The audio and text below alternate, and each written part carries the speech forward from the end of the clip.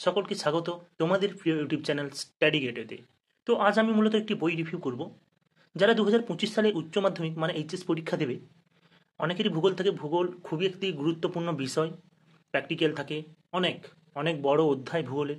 তো ভূগোলের একটি সাজেশন বই আছে, সেই রকম সাজেশন বই মার্কেটে অনেক রকম বই আছে। তো আজ আমি তোমাদের একটি বই সাজেশন করে বইটা দেখাবো, যেটা আজ দীর্ঘ 18 বছর 2007 থেকে যারা সাজেশন বের করে আসছে, তো আমি তাদেরই একটা সেই প্রকাশনী একটা বই দেখাবো। সেটা হলো পূজা প্রকাশনীর চ্যালেঞ্জার বই, খুবই পরিচিত আমাদের সকলের কাছে, তোমরা জানো।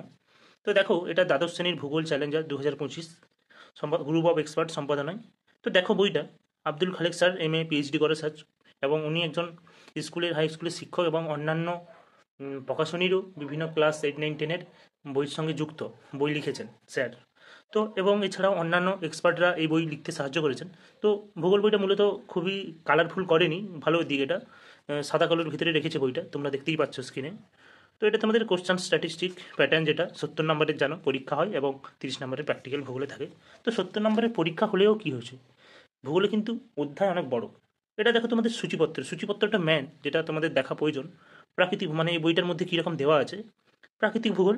তো প্রাকৃতিক ভূগোলের মধ্যে তোমাদের অনেক রকম প্যাসেজ বা চ্যাপ্টার করা আছে। সেটা যেমন ভূমিরূপ প্রক্রিয়া, তারপর ভূমিজল কার্য সংশ্লিষ্ট ভূমিরূপ মানে প্রথম অধ্যায়। দ্বিতীয় অধ্যায় আছে ক্ষয়চক্র, তৃতীয় অধ্যায় আছে জল নির্গম প্রণালী, নদী নকশা, এগুলো। চতুর্থ অধ্যায়ে মৃত্তিকা আছে। তারপর পঞ্চম অধ্যায়ে বায়ুমণ্ডল, জলবায়ুর শ্রেণীবিভাগ, স্বাভাবিক উদ্ভিদ, জলবায়ুর পরিবর্তন।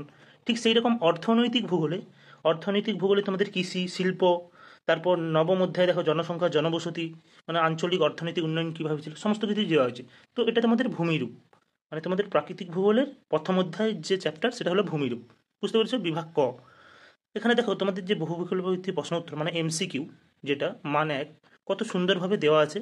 একদম উত্তর করা আছে, যেগুলো উত্তর সেগুলো একটু দেখো বোল্ড কালিতে, মানে কালো বোল্ড কালিতে একদম করা আছে উত্তরগুলো। খুবই ভালো করেছে বইটা। তারপর অতি সংক্ষিপ্ত প্রশ্ন উত্তর প্রতিটা অধ্যায় থেকে, ভূমিরূপ থেকে এগুলো, মানে এগুলো তোমাদের শর্ট টাইপ এক কথায় উত্তর যেগুলো। ঠিক সেই রকম মান 7-এর যে তোমাদের থাকবে, দেখো যেটা ইম্পর্টেন্ট এবছর খুবই, আবরোহণ ও আরোহণ প্রক্রিয়ার মধ্যে পার্থক্য লেখো। বিবর্তন শক্তি বলতে কী বোঝো, আবরোহণ প্রক্রিয়ার ফলাফল লেখো। দেখো পার্থক্য খুব সুন্দরভাবে দেওয়া আছে এখানে। বিষয়, ভূপৃষ্ঠের উচ্চতা, তারপর আবরোহণ এবং আরোহণের পার্থক্য দেওয়া আছে, প্রক্রিয়াগুলি, ফলাফল, সমস্ত কিছু দেওয়া আছে। একদম ছোট্ট যতটা উত্তর প্রয়োজন ঠিক ততটাই দেওয়া আছে, অবঞ্চিত, বেশি বড় করতে যায়নি উত্তরগুলোকে। বুঝতে পেরেছো? এটা তোমাদের চলে গেলো ভূমিরূপ। তারপর মান 1-এর মানে ভূমি জলের যে সেই প্রথম অধ্যায়, এই যে তোমাদের দেখালাম, এই যে ভূমি রূপের প্রক্রিয়ার, এখানে যে পরিচ্ছদ 1-এ কিন্তু আছে তোমাদের ভৌম জলের কার্য ও সংশ্লিষ্ট ভূমিরূপ। সেখান থেকে মান 1-এর কীরকম কোশ্চান, অতি সংক্ষিপ্ত কোশ্চান, সমস্ত কিছুই দেওয়া আছে। বুঝতে পেরেছো? তো দেখো তোমাদের বড় কোশ্চানও এখানে খুব সুন্দরভাবে দেওয়া আছে, পার্থক্য টার্থক্য একদম খুব বইটা দারুণ করেছে। মানে তোমরা যারা ভূগোল নিয়ে চর্চা, মানে খুবই পড়তে হয়। আমার ভূগোল যেহেতু এইচএসে ছিল, আমি জানি আমাদের সময়ও এই সিলেবাসটাই ছিল।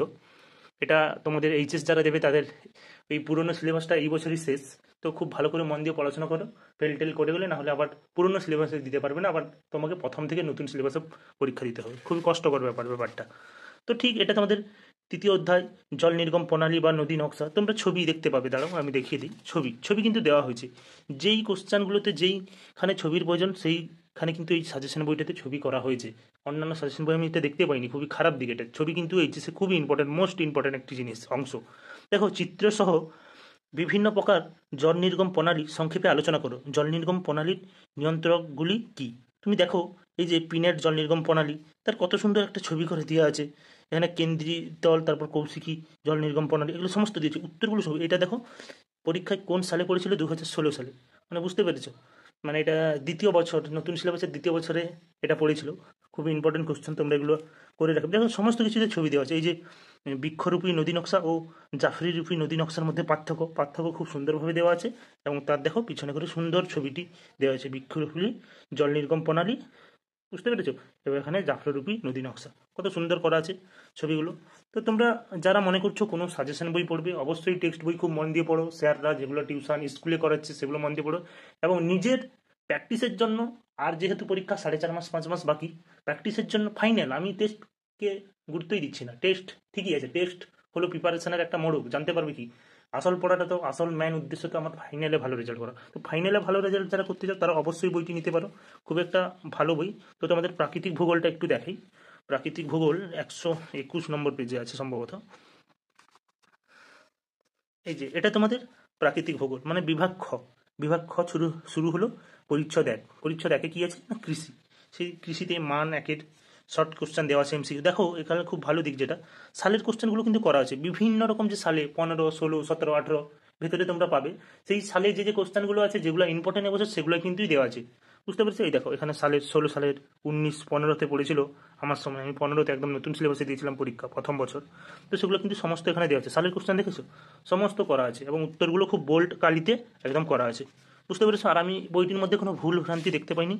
এই কিছু কয়েকটা শব্দ হয়তো ভুল আছে, কিন্তু উত্তর ভুল নেই, বুঝতে পেরেছো? তো সেগুলো তোমরা কালেকশন করে ঠিক পড়ে নেবে। এখানে দেখো ভূমধ্যসাগরীয় অঞ্চল ফল উৎপাদনে বিখ্যাত কেন, কিউবা ইক্ষু চাষে উন্নত কেন, এটা মোস্ট ইম্পর্টেন্ট কোশ্চেন 2019-22-এ পড়েছে। তোমরা এটা করে যাবে, দেখো কত সুন্দর উত্তর দেওয়া আছে, একদম ছোট্ট করে যতটা প্রয়োজন ততটা। এগুলোই লিখলে তোমরা যদি ঠিকঠাকভাবে লিখতে পারলে অবশ্যই তোমরা ফুল নাম্বার পাবে এখান থেকে, বুঝতে পেরেছো? তো আরও দেখাই ছবি, যেগুলো তোমাদের যেখানে যেখানে যা ছবি প্রয়োজন সেগুলো কিন্তু সমস্ত দেওয়া আছে বইটার মধ্যে, বুঝতে পেরেছো? এখানে তোমাদের একটা জিনিস দেখে, এখানে গোষ্ঠীবদ্ধ জনগোষ্ঠীর বৈশিষ্ট্য লেখো, আঞ্চলিক অর্থনৈতিক যে উন্নয়ন, শেষ একদম শেষ অধ্যায়, খুব সুন্দরভাবে। এই যে বেঙ্গালুরুকে ভারতের বিদ্যুৎ তিন শহর বলা হয় কেন, বৈদ্যুৎ তিন শহর বলা হয় কেন, এটা 2019 সালে পড়েছিল। উন্নয়নের সংজ্ঞা দাও, 2017-19-এ পড়ে, খুব সুন্দরভাবে দেওয়া আছে। মান 1-এর যতটা প্রয়োজন, মান 7-এর কোশ্চেন দেওয়া আছে পিছনে, খুবই দারুণ করেছে বইটা। যারা মনে করছো যে কোনো একটি সাজেশন বই প্র্যাকটিসের জন্য উত্তর সহ নেবে, তাহলে তাহলে তারা অবশ্যই এই পূজা প্রকাশনীর ভূগোল চ্যালেঞ্জার দ্বাদশ শ্রেণী 2025 বইটি নিতে পারো। দামটা দেখাইনি তোমাদের, দামটা দেখো, দামটা মাত্র 140 টাকা, তোমরা ডিসকাউন্টে 100 টাকা 110 টাকার মধ্যে পেয়ে যাবে। এই দেখো বইটা এতটুকু একটা পাতলা বই, খুবই সুন্দর বই। তো সবশেষে বলবো অবশ্যই মন দিয়ে পড়াশোনা করো, সামনেই পরীক্ষা, পুজোর পর তোমার টেস্ট পরীক্ষা। সবশেষে বলবো ভালো থেকো, সুস্থ থেকো, বাই। আর চ্যানেলটি ভালো থেকে থাকলে অবশ্যই সাবস্ক্রাইব করো, যারা নতুন দেখছো ভিডিওটা প্লিজ।